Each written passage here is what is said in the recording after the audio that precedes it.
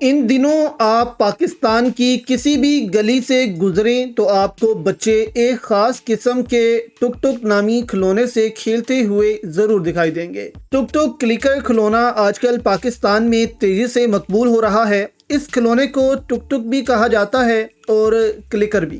یہ کھلونا سائنس کے بنیادی اصولوں جیسے انرجی، مومنٹم اور فرکشن پر مبنی ہے۔ دو گیندوں کو خاص رفتار سے اچھالا جاتا ہے تاکہ وہ آپس میں ٹکراتی رہیں اور ایک ردھم بن جائے۔ ٹک ٹک کا جنون پاکستان کے ہر شہر میں پھیل چکا ہے۔ گلی محلوں میں تقریباً ہر بچہ یہ کھلونا ہاتھ میں اٹھا کر پھر رہا ہوتا ہے۔ بچوں کے والدین اور بڑے اس کھلونے کے شور سے پریشان ہیں، مگر بچوں کا جنون رکنے کا نام نہیں لیتا۔ پاکستان میں ٹک ٹک کے نام سے مشہور کھلونے کو اصل میں کلکر ٹوائے کہا جاتا ہے۔ یہ کھلونا 1960 کی دہائی میں امریکہ میں بنایا گیا تھا اور 1970 کے بعد یہ دنیا بھر میں مقبول ہوا۔ امریکی نیوز ویب سائٹ کے مطابق یہ کلکر ٹوائے کوئی نئی چیز نہیں ہے۔ یہ 1960 کی دہائی میں امریکہ میں بنایا گیا تھا اور سن 1970 کے بعد یہ پوری دنیا میں مقبول ہوا۔ 1966 کے ایک ایکٹ کے تحت FDA کو خطرناک کھلونوں پر پابندی کا اختیار ملا، جس میں کلکر بھی شامل تھا۔ اس کھلونے کو جان لیوا کھلونا قرار دیا گیا ہے۔ پہلے اس کھلونے کی گیندیں شیشے میں تھیں جو بہت خطرناک اور جان لیوا تھیں۔ پھر یہ پلاسٹک میں متعارف ہوا مگر اسے پھر بھی خطرناک قرار دیا گیا۔ یہ کھلونا اس لحاظ سے خطرناک قرار دیا گیا ہے کہ اس کے ایک طرف سے ٹوٹنے سے گیند کسی کے سر